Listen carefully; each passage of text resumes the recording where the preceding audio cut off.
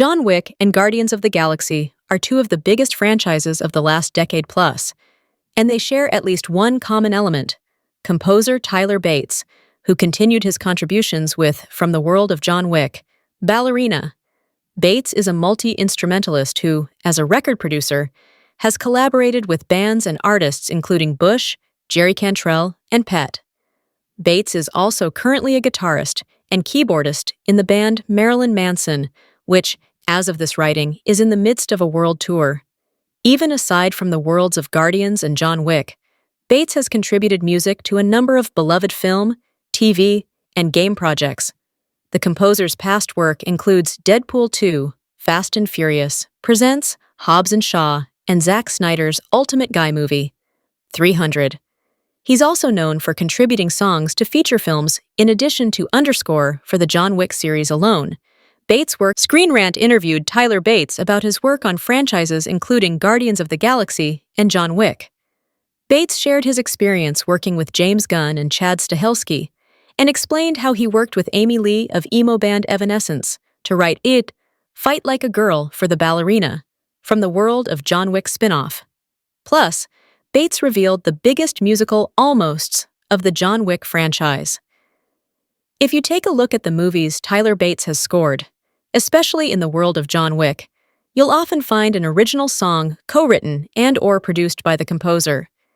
Bates isn't the only composer to write songs for movies, but it's no given that someone with the skill set needed to perfectly pair on-screen drama and music also has a knack for contemporary songwriting.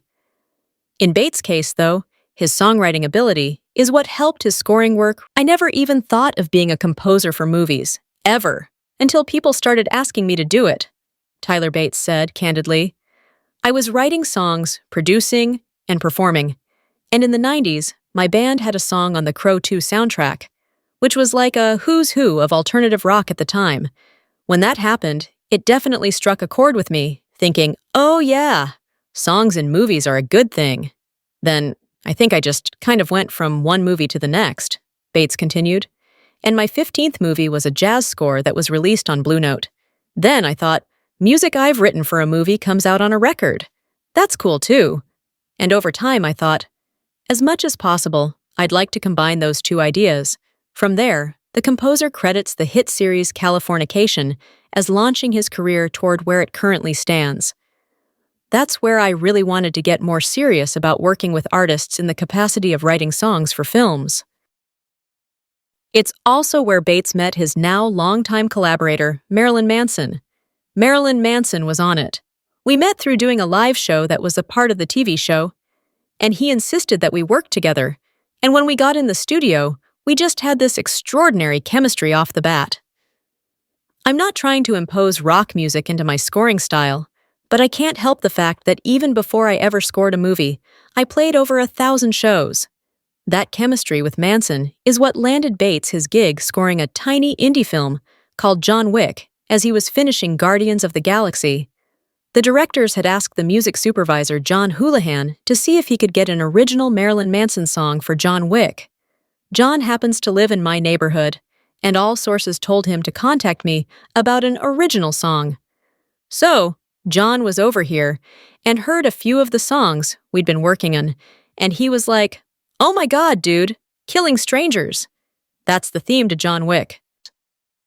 Bates soon found himself in a meeting with Keanu Reeves, Marilyn Manson, John Houlihan, Chad Stahelski, and David Leitch, the latter of whom he realized he knew from his work on Zack Snyder's 300. The group liked Killing Strangers. Although Reeves was anticipating blowback, Keanu said to Manson right away, you are going to hear about it for these lyrics. Bates would go on to score all of the John Wick films alongside Joel J. Richard, who he said was like a brother to me with similar musical inclinations.